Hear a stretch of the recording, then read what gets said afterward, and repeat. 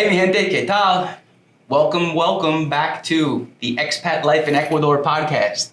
I'm Joe Giamportone, here with my co-host, Mr. Marcos Chiluisa. We're sitting today with Becky and David, members of the Eco Assist Marcos Chiluisa Friends and Family crew. I'll let Marcos take it from here. Thank you, Joseph. I'm sorry, I had like 1 second. I was like, okay, when is Joseph going to? When I have to start? But thank you so much. Okay, well, Becky, David, thank you so much for being with us today. This is a podcast that we have co-created with Joseph because we believe in Ecuador, and I think you do too. For me, it's an honor to have you today here because I have been seeing you on Facebook and the WhatsApp groups on how you interact, how you are being part of the expat community, but also being part of the local community. And there is something that I haven't mentioned to you, but it has been few times when I drove by from Manta going to San Mateo. This is going outside of the city. Mm-hmm. And I have seen you there waiting for the bus. Oh, yeah. And for me, it's just, wow, that's amazing because, it's just like you want to do the full experience, the Ecuadorian experience. And I have a lot of respect for that because by any means, you don't need to go in a bus. I'm not trying to say that going in a bus is just like for people who have a low income.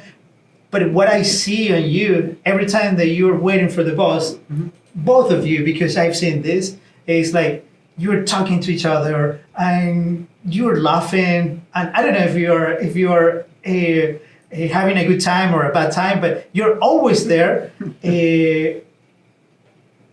making things look great. So that was one of the reasons we decided to have you here today, because part of the podcast is to show how real people, real expats are living their lives here in Ecuador. So can you please tell us more about you for our audience? Sure. Yeah, I'm David. Yeah. This is Becky. We've been married 32 years. Mm-hmm. So make sure I get that right. we have a daughter, she's 31 years old, and a son who's 26. And so they're back in the States. We're both from the U.S. I grew up in Texas, moved to Oklahoma when I was 19. Becky was born and raised in Oklahoma. I retired at 55, and then moved back to Texas for tax reasons. And then we did our exploratory tour last year, and then we came back down. Actually, we did a tour before that. We actually came for our 30th anniversary in 2021. And so we did that, and then came back for 4 months last year, and then moved back down in December. So we're loving it. I mean, we're experiencing it. So part of the exploratory tour was to start, we knew we wanted to live on the coast, because we did a lot of the research like a lot of people do, where you're on the Facebook groups, you're watching the YouTubers that have content regarding Ecuador. So we used to watch a lot of those. And so House Hunters International. We've seen every one of those. That's an episode in Manta. So we've someone clued us into some of those. So we watched a lot of those. I flew drone for that episode. Did you? Yeah. Oh, really? Cool. And so we started in Machala, worked our way up, but we kind of knew Manta was going to be it, or Central Coast, because we wanted the most sunshine. But in the month of May, we hit 9 different towns on the way from Machala in the south. The goal was to go to Esmeraldas, but everybody said that's crazy, don't do that. So, but we hit Alon, Montanita, Salinas, Solongo, Puerto Lopez. I mean, we stayed. Our favorite was Ayampe. We really love Ayampe. We like the vibe there. That was an awesome place. But wait, this was for your 30-year anniversary? For the 30 year, we stayed in San Clemente. In San Clemente. Yeah. And how do you like that idea of coming down here for this exploratory trip? Well, for years I've heard him say, I'm going to retire early and we're moving to Ecuador. Okay. he keeps saying this. One day I said, if we're really going to do this, maybe we should go down there and see if we like it before we just sell everything and move. What if we don't like it? Mhm. So we came down for our 30th wedding anniversary and fell in love with San Clemente. That whole little fishing vibe. I said, I don't know if it's like your first date, your first kiss. You always remember it. Your first I just- love. I just Yeah. have this I don't know, passion for San Clemente. We haven't been back since we've been here. Yeah, we have. But I just Me too. really liked San Clemente. Mhm. And then we came last year for the 4-month exploratory, which was definitely something people need to do, I think. I know we have friends that sold everything and moved down, bought something online Mhm. or rented something online and came down. Kudos if it works for you, Mhm. but for us, I think doing exploratory was the way to do it. Perfect. I have a Perfect. question. You mentioned, Becky mentioned that David had been speaking about Ecuador for years, Yeah, but for how many years and why? probably since 2012. I remember I was on an international flight, got the magazines in the jet, and they were talking about being an expat, right? And so 2012. 2012. Okay. It was a thing. Yeah. I remember you mentioned that in 2010 it was already being listed as one of the top. Yeah. Well, So continue. I'm sorry to interrupt this next part. Oh, I started my business in 2011, and I was living in Quito. I have a non-corporate life, but I have my own office. I was doing well. But then a couple of North American friends, they approached to me and they told me, well, Marcos, you speak a little bit of English. And Ecuador has been the number one place for expats to retire outside of the US. I didn't know what the word expat mean whatsoever. So then I just started learning about this, and it is a confirmation that you just said that it back in 2012. 2012. Do you know what magazine it was? Do you remember what magazine it was? It was one of the airline magazines. I was probably flying on British Airways or Wow. KLM, I would think. But I remember reading the article, and it basically talked about the top 10 or whatever list of places to retire. And of course, the traditional Mexico, Costa Rica, and all those were on there, Panama, and they were saying up and coming is Ecuador, and mainly because it's not ran over with expats, and it's still, We're trying to keep that from happening. We're trying to, And we should have bought in 2012. Sure. should have imagine. came down then. Yeah, right. Right, but I didn't retire early because I was spending money, right? So there's a reason to retire early, unless you just grew up wealthy. Right. Yeah. In that case, you never worked. Yeah, You're just a trust retiring. fund baby or something, right? Okay, we're not talking about politics. Let's.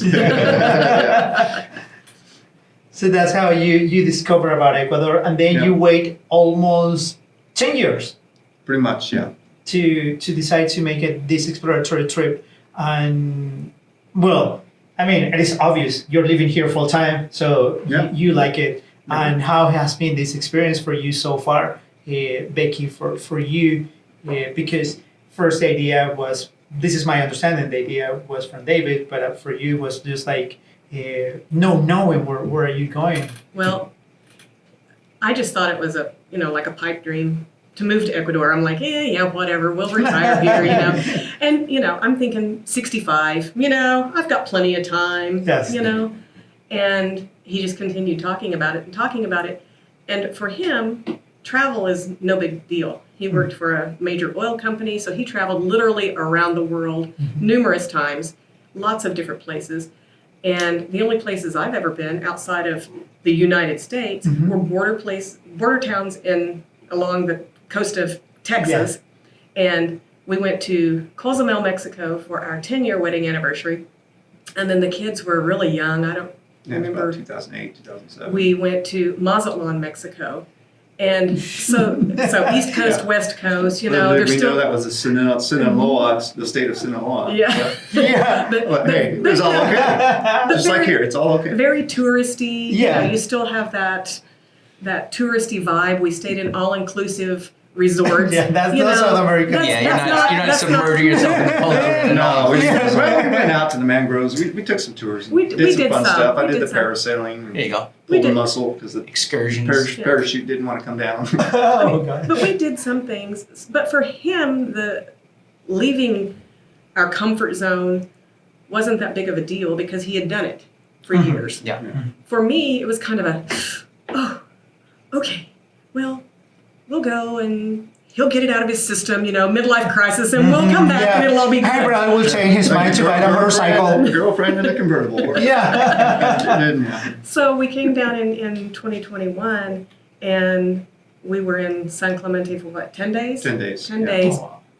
And fell in love with it. And we did all the touristy things. Yeah, we were here for vacation. We were here for vacation, and we stayed in Ensenada, which is kind of like a resort. Mhm, I mean, you go to the tap, you turn on the water, Yeah. you can drink it, you can flush the toilet paper, you can do all that stuff. All those first It is world. well-built Yeah. condominium. I know. The owners are Which- gringos. Yeah. They're Tom- nice Tom- people. Tom Tom and Sanderson.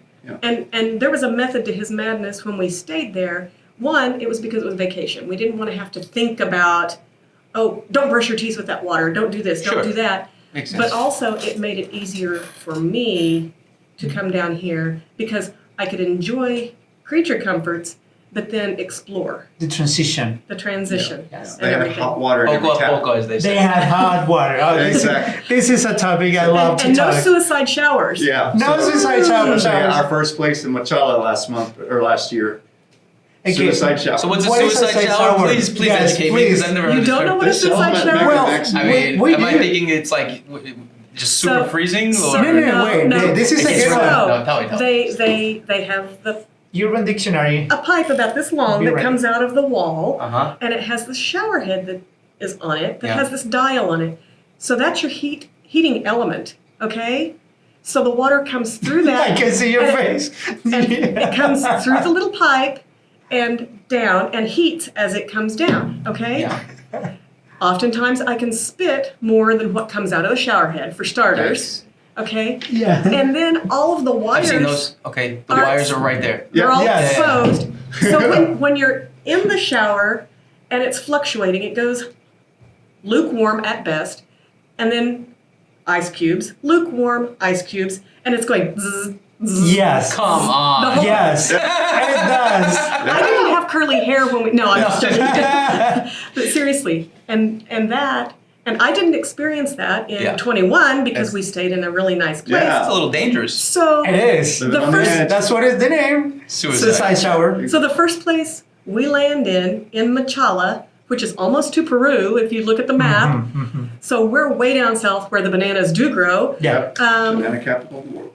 That was my first experience, and it was like, oh, Okay. this is real. This is the other. Yeah, this is this the is- other side of the This coin. is real. This is Yeah, real. yeah, Yeah.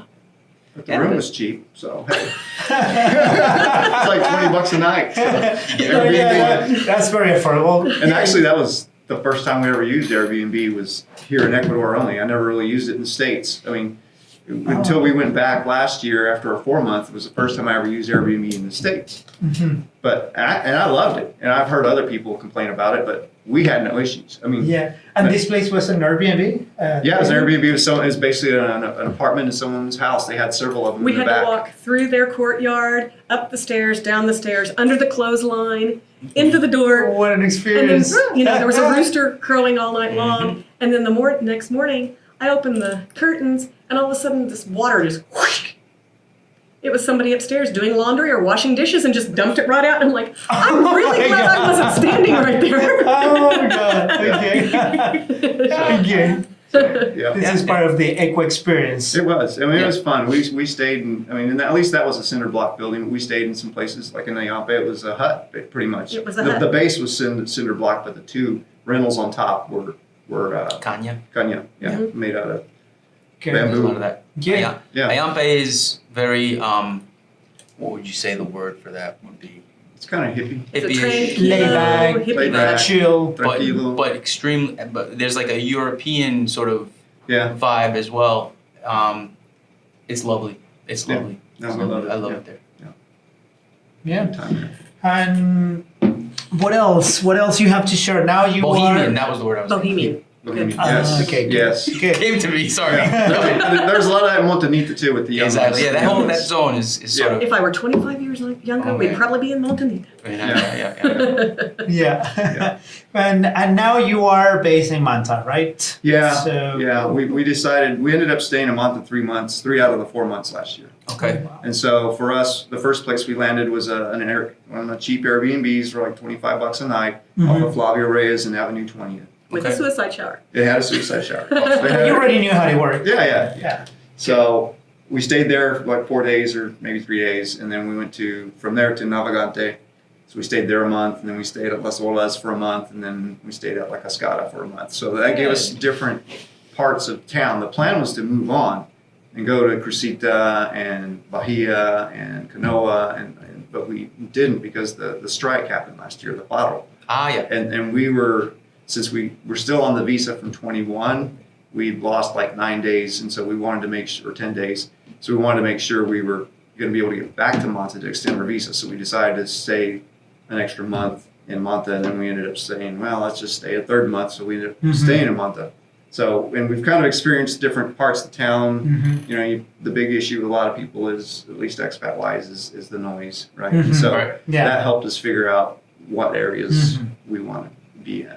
We like being closer to town because of the walkability. So we walk everywhere. And if we're not on a bus, we're walking. Or we're on a bus and then we get to a point and then we walk. We've walked as far as, I mean, this was pre-bus. Last year, we walked all the way down to Central Market. Well, we still do. And Tarqui. And, we've walked. The walkability Everywhere. factor of Manta is a big plus. Well, I mean, it's walkability, but you still got to keep an eye on the sidewalk, right? Oh, yeah. You know, there's landmines, Follow there's the hole. potholes, Oh, there's uneven surfaces. Oh, yeah. Yeah, that's a But it is very walkable. important point. Yeah.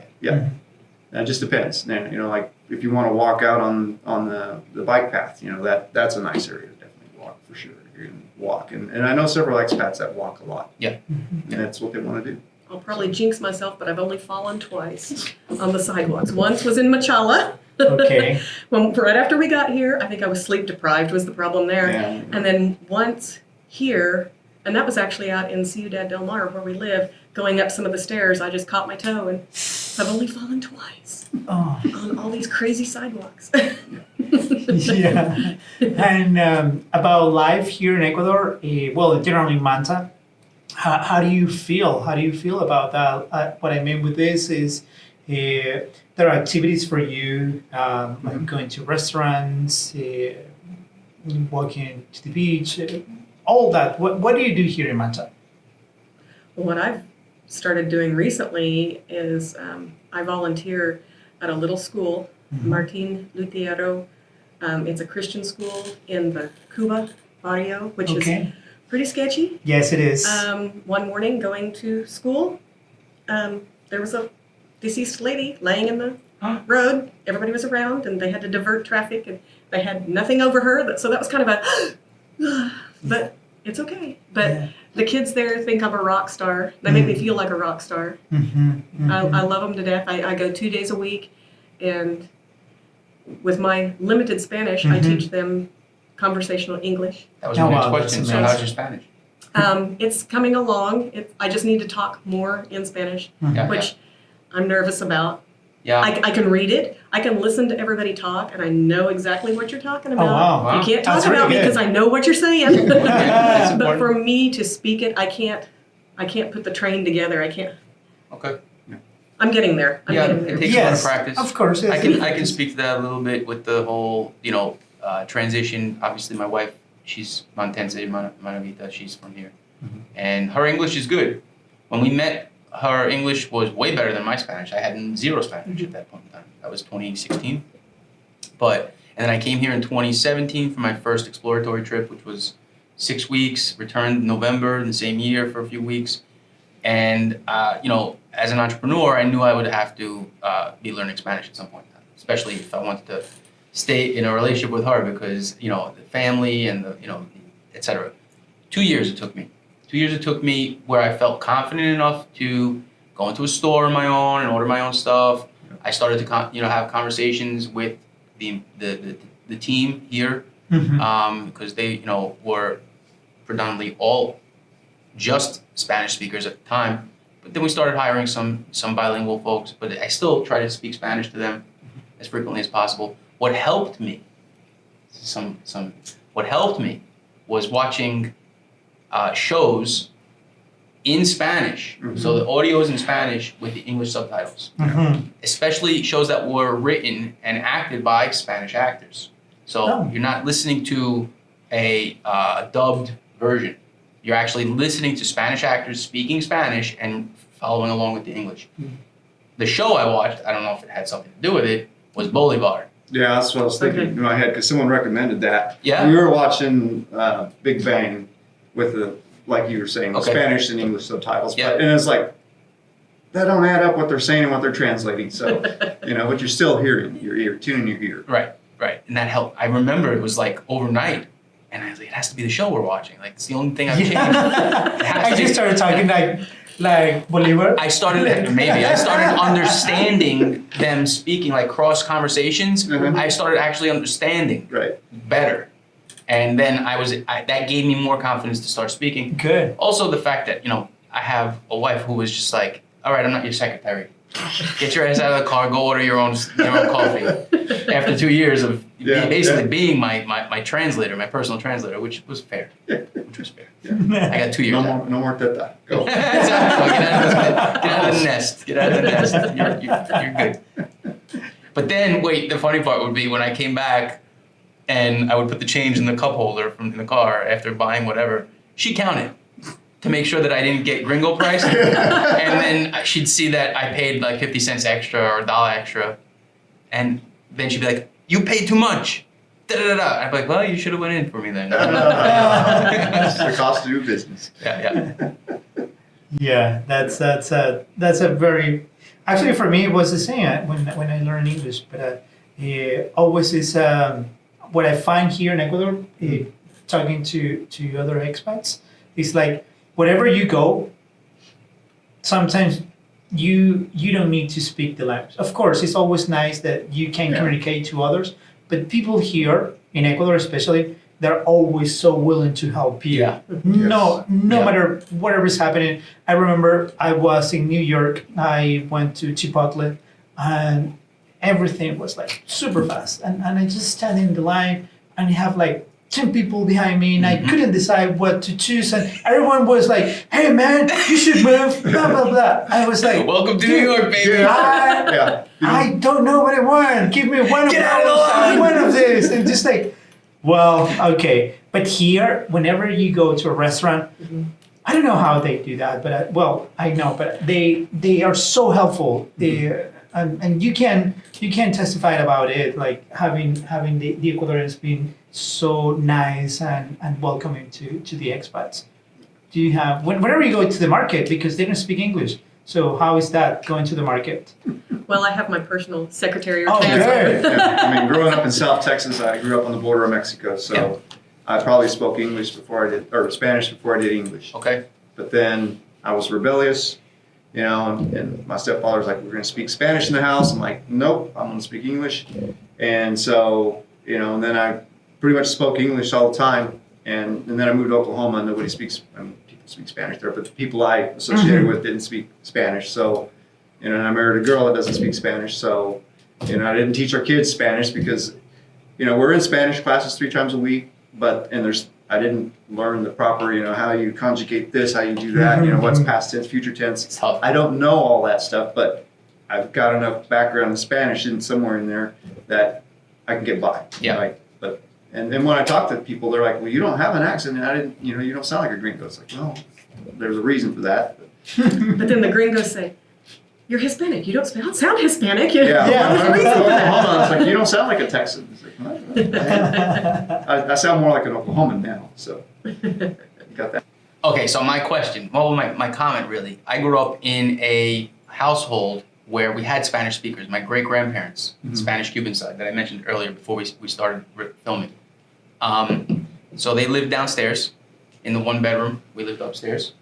And, I was the oldest. I was the firstborn. So this was 1980 when I was born. So those, both of them, my great-grandfather, he lived until I think like 88. and my great grandmother until 94. Oh. So 1994. I don't know how old she was. It was 1988 when he passed away. It was 1994 when she passed away. But I was down there constantly, and their English was broken. It was non-existent. Yeah. Their son, my grandfather, he spoke Spanish fluently with them, and he visited the house weekly. There, sometimes twice, 3 times a week. So I heard Spanish in the house constantly. He taught me Spanish songs. Yo tengo un motocito que camina para adelante, un motocito que camina para atrás. Chicón, chiquicón, chicón. That was a song he taught me when I was a kid. So I knew that song and I used to sing it. I had no idea what I was saying. Right. Afeitarse, recortarse, 2 pesos, quien se casa, Tomás Mix. Another song that he taught me. I had no idea what I was saying. Yeah. But I picked up the accent. Yes. Right. And so when I came here and they started teaching me words and I started repeating it back to them, they were like blown away. My wife, her family. Yeah. You have no accent. Where did you learn the? He sounds good. He sounds like. And I was like, Then you start singing. They said, "What this?" I did. I sang the songs to them. They looked at me like I was crazy. They were hysterical laughing. Another anecdote thing. Another thing that happened. My great grandmother used to sing a song to me whenever I fell down or had a boo boo or something that I had forgotten, and it bothered me that I had forgotten that song over the years because I just couldn't recall it. And then one day when I was in Ecuador, we're driving up the road, and there's a what do you call it? Pharmacy with the frog Rana or something. Yeah. Or Sana. And the song was Sana Colita de Rana. Yeah. And it came just in like a split second from seeing that sign. Yeah. I remembered the song, like this memory, and then attached to that memory, just a whole bunch of other memories flooded in, and it was just so nostalgic. I'm gonna cry just talking Beautiful, about it. yeah. It was Can we have a nice Becky, experience. please? Anyway, but yeah, so it helps to grow up in a household or grow, it that kind of stuff, definitely assists when you're trying to learn, but it's not necessary. Not necessary. That's perfect. That's beautiful. Yeah. And here in terms of you saw in the magazine Ecuador that was back in 2012. So since then Ecuador has changed a lot, and now Manta is a constant growing city. And in the year and a half, almost 2 years that you have been in Ecuador, in and out, you have seen some of that growth. Yeah. So how do you foresee, because the Manta real estate, the Manta economy keeps growing. How do you see Manta in the coming future? What is your sense about it? Well, from where we're staying right now, we overlook in Ciudad del Mar. Our view is of San Mateo. And I see a lot of old, rundown, dilapidated fisheries, fish canning factories, maybe shrimp farms, or where they grow little baby shrimp larvae and stuff like that. And I'm thinking, I know they're making improvements in San Mateo, so I see the city growing that way, Yeah. for sure.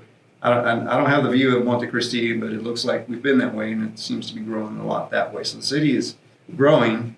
It's just what part do you want to be in? I mean, just we went to that school the other day, and I didn't realize there were so many neighborhoods. What's the private school? Oh, Clara Barton. Clara Barton, Oh, and we yeah. didn't realize there's a whole bunch of neighborhoods back that way. I mean, there's a lot of growth that you just don't see because of the topology of Manta, right? With a lot of hills and things. And so I see it continuing to grow. Of course, the bad press we're getting lately is it just going to be internal country development, or are you going to actually have external investors and people that want to move here? As long as we can convince people that it's not as scary as the media makes it sound. Right. Yeah. So, Right. What sent you to Clara Barton? I'm curious. We have friends who we ride, because we live in Ciudad del Mar. They have a car, and they live in Ciudad del Mar, and we ride to Spanish class together, and they have children that go to school at Clara Barton, and we had to go pick them up. What's their testimony for the Clara Barton the Oh, experience? they love it. Yeah. They love it. She actually teaches there. Oh, really? Or, well, I'm not sure she actually teaches. She is a teacher, but she's over the library and all that the new library that they've built in Clara Barton. Right. big contrast to We're the getting ready. Information for you. Yeah, we're getting ready. I just was grilling our last people who were here earlier today about their experience with their kid in the school system. I mean, you could always send them to this Martin Lutero in Cuba. I mean, it's a good school. It is a good school, and Yeah. that's one thing, because our friend, and I'm not knocking the school by any means. Don't No. think that, but the kids that are able to go to Clara Barton are going to be okay. I mean, every child needs a chance. Every child needs a mentor, Right. and stuff. But if you can pay to send your child to Clara Barton, your child's going to be okay. Yeah. I wanted to be involved with a school where they don't have two nickels to rub together. Right. I wanted to make a difference Make a difference. with those children. Those children that may not see anything past their front door. Kids that are kind of like me. I mean, my dad was a self-employed barber. He raised the three girls. We all went to college. My mom stayed home. We ate tuna patties because I thought we liked them. I didn't realize it was the only meat we had in the house. We did have commodities. I don't know if you're familiar with what commodities are. We had commodity cheese. We had commodity peanut butter, stuff like that. Help from the government at times because my dad just couldn't make ends meet. And we went on great vacations growing up, but I never went outside of the United States. I never saw anything past my front door. Mm-hmm. And I want those kids to realize, I want those kids to realize that if you give them a little bit of English, a little bit of love and attention, not saying they don't get love and attention, but an outsider giving them some attention and seeing their worth, you know, I think it can make a huge difference in their lives. And they don't have to, you know, be a trash man for the rest of their life. No. Which we need those people too. Yeah, but But there's something The ceiling beyond. is not so low. You can Exactly. aspire to be Exactly. more. Exactly. And like I said, those kids at Clara Barton and other schools, because they're not the only private school that those kids are going to be okay. Yeah. Because their parents have a vested interest in their education. Right. These children that I work with, I see a lot of me in them. yeah. Understood. Not given opportunities to expand and to grow. And I never thought there was, I mean, I knew, I took history and geography and all of that. I knew there was a big world out there, but I never experienced it.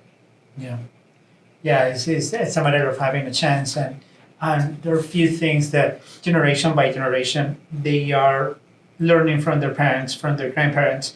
For example, I don't know, probably they live their lives gambling, and that's the role model they have. But what if another role model comes into their lives telling them, you can do this, listen to me, I have been in this path, so you can do better.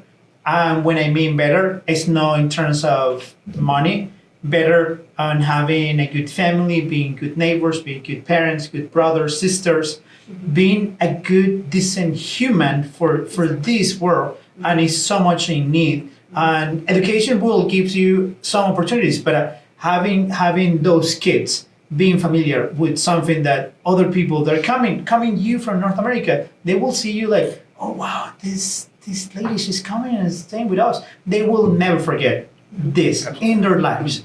It is such an amazing impact that you are giving to these kids, because they will remember this forever. And the English they're learning right now is just they will say, well, one day I was speaking with this lady in English. I could communicate the same as you, that you are telling right now that your dad or your granddad, they were singing to you some songs. Yeah. And then you saw the sign of the pharmacy, Sana Sana, and you realize, and all that is what makes, from my perspective, humans more like in love to each other, and this will make a better Manta in the future. So congratulations on that, and I think that's amazing. That this is amazing that you are doing. Yeah. But we definitely think, it's growing. There's construction everywhere. Yeah. Not just houses and skyscraper, tall big buildings, but there are also businesses being built everywhere. So that's cool. to see. Infrastructural Infrastructure, upgrades. Yeah, I mean, just down Investments. here, they're doing the drain pipe there. Yep, so. that's huge. That's going to make a big difference this rainy season. Yeah. I'm looking forward to seeing the differences that's going to make. Yeah, absolutely, absolutely. And I have another question now that you mentioned that and everywhere there is a lack of opportunities. But for you, do you think it's realistic to say that you can live in Ecuador with a budget of $1,500? This is a unique topic because Yeah. you can always say, well, it depends on your lifestyle. Right. But I mean, more or less, Right. you can say, it's reasonable to say 1,500, or you can say, no, Marcos, you're crazy. 1,500 is too high or too low. Yeah. But what will be that for you? I've not actually calculated it, but we're probably in that ballpark. Mhm. And the main reason is because we got an excellent landlord that gave us a great price. Mhm. And we're in Ciudad de Mar, and you don't usually see a price like that. Mhm. And so we got an excellent deal on our rent. So that helps, Mhm. right? So, but the fact that we hardly take taxis. We walk, we take the bikes, And it's safe. and it's safe. It's Yeah, safe. we Yeah, don't we're feel, safe. we don't feel threatened at all. I mean, besides that soccer game we talked about before. But Off camera. off camera, yeah. And Do a little one of those dream sequences. it was a crazy dream, that's for sure. And so, I lost my train of thought, but Well, he was talking about about, keeping it to 1,500. 15. yeah. And so we're definitely there. I mean, we don't eat out as much. Mainly, we cook at home a lot, and so we don't drink, we don't smoke, so we don't have that extra, luxury tax. Mhm. And so, and we don't go out and splurge and do things. We go out to dinners every once in a while, and so. Mhm. For us, I think we're probably there. Just depends on the month, But from what I'm pulling from our 401 for my investor's visa, or not my pensioner's visa, we're easily living off that. Okay, And, yeah. and some of that money is actually going to the States to pay for other things like cell phones and other things, Netflix, things like that are outside of but Ecuador. unfortunately, I see it increasing, unfortunately, because of the international airport, all the hype with that, and the bad press. Mhm. People want to live in a safer, what they feel, whether it's a false sense of security or not, Right. they want to live in a safer community instead of living downtown in a little building Mhm. above someone's house. They want to be in a gated community, stuff like that. Because where we are, we're renting. The house is for sale, but we're renting. So we're always looking for some place. Because the day will come. Yeah. The day will come that house will sell, Right. and we'll have to get out. So we're looking everywhere. And some of the prices that people are asking Going up. they're North American prices. It's like, no, Yeah. I don't think so. Yeah, I've got my wish list, and I know what I want to pay per square meter per land, or for a house that's already built, or what I want to rent and what I don't want to rent based on location, right? So I have that list. So it's just a matter of finding what we want. I mean, there's just we've looked at lots of things, and nothing's really quite appealed to us just yet. And hopefully we don't get to the point where the house sells and we're in a crunch to go find something. But there's always opportunities to find something here in Ecuador, or in Manta for sure. And there's more stuff being built. Yeah, there's Yeah. More stuff being built in 2024. I mean, we have the rent in Manta business, Mhm. and so I can definitely attest to the fact that rates are going up. It's just a supply and demand thing Yeah. right now. But I'm really interested to see if a bubble is going to pop when all of these new buildings, like Grand Bay, and what do they got? They got the Scorpios. Scorpios, Lanzarote.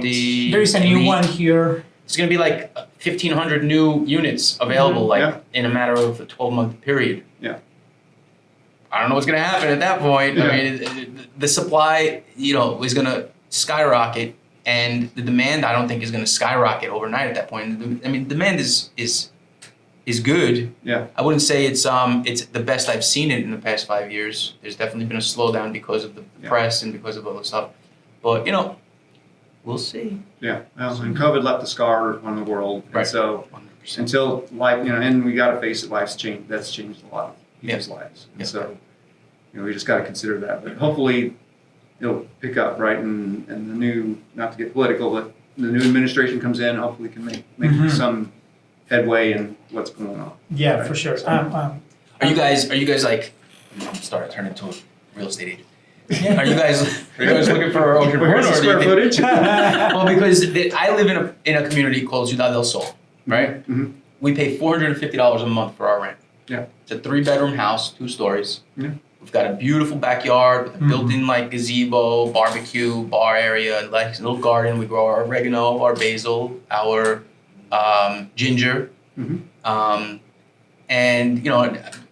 3-car parking corridor, you could call it, and a front yard too.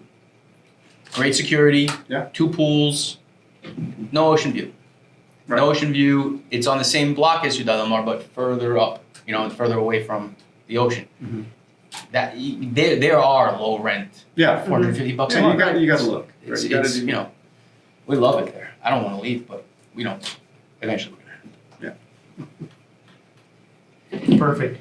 So, well, I would like to ask you because we were supposed to be talking only for 30 minutes. But it has Yeah, been yeah. We're on an hour. we're It's at just like 1 time hour. flies. No way. Time flies. It's because we're fun.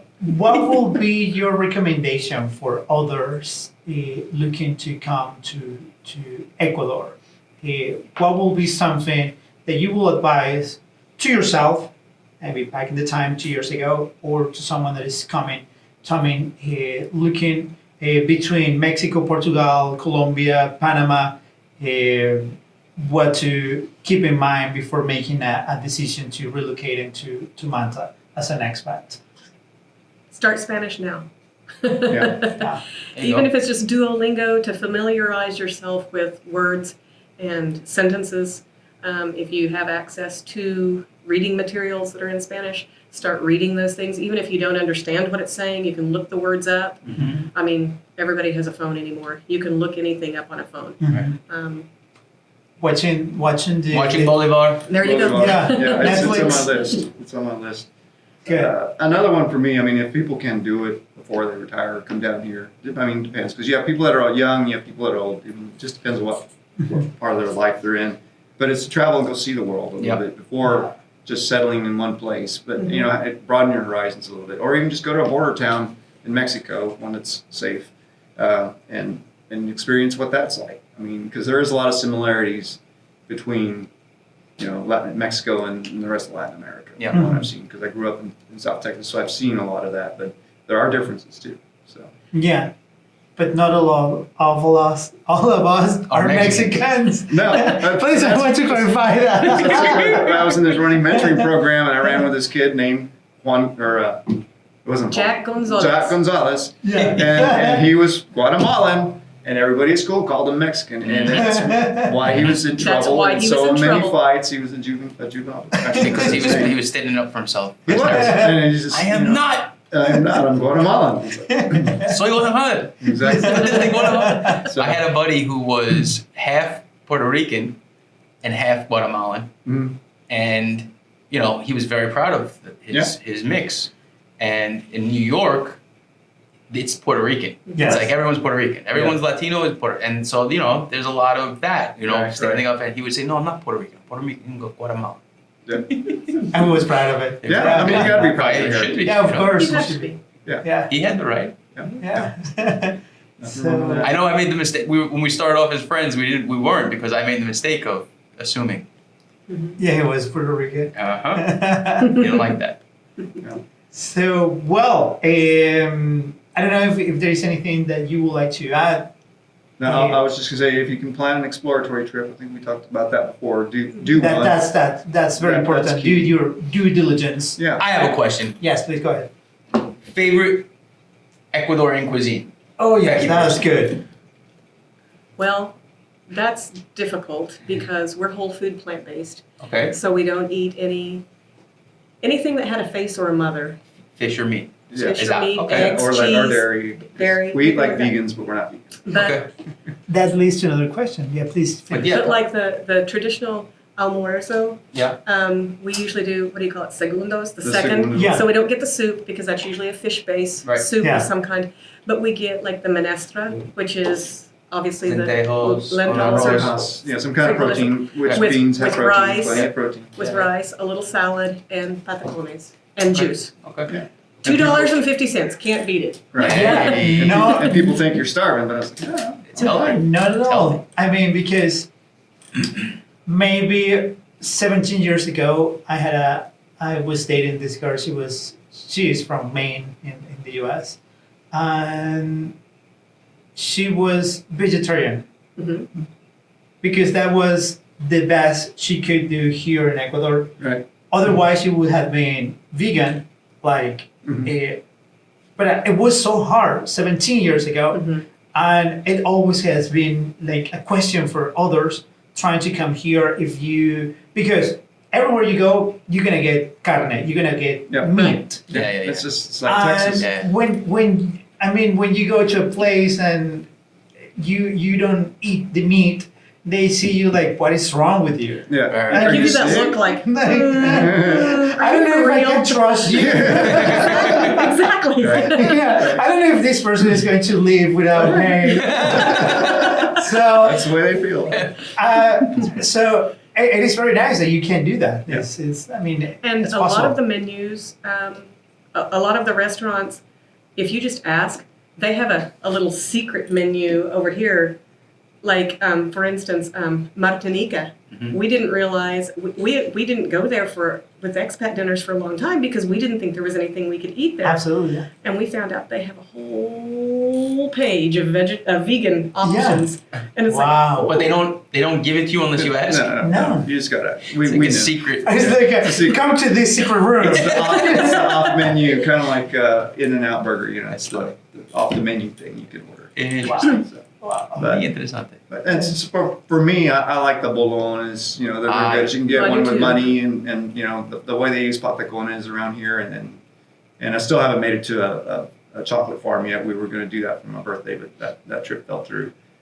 So there's just the whole Manabi way of cooking. So even though we don't eat all of it, I mean, it's still real good. And since I grew up eating beans and rice and tortillas, you know, it's different. It's, you know, it's not all, they don't, because my friends like, well, where do you get your burritos down here? It's like, there is no burritos down here. You gotta go to the That's one a or two Mexican Mexican restaurants. You're not It's a different cuisine. Right, Chamaco has burritos. They have good burritos, Chamaco. I think the best experience we had was at the Iche in San Vicente. Yes.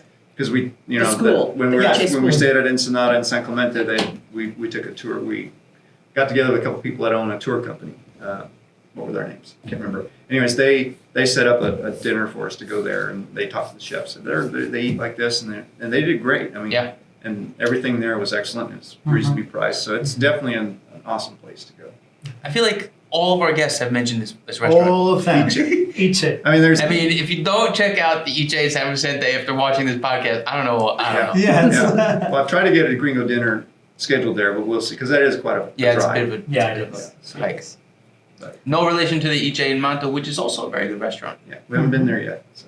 Very good, very good. Nice Well, experience. before we finish, I would like to give a big thanks to you. Thank you. It has Thank been you. a pleasure to have you here to share those experiences.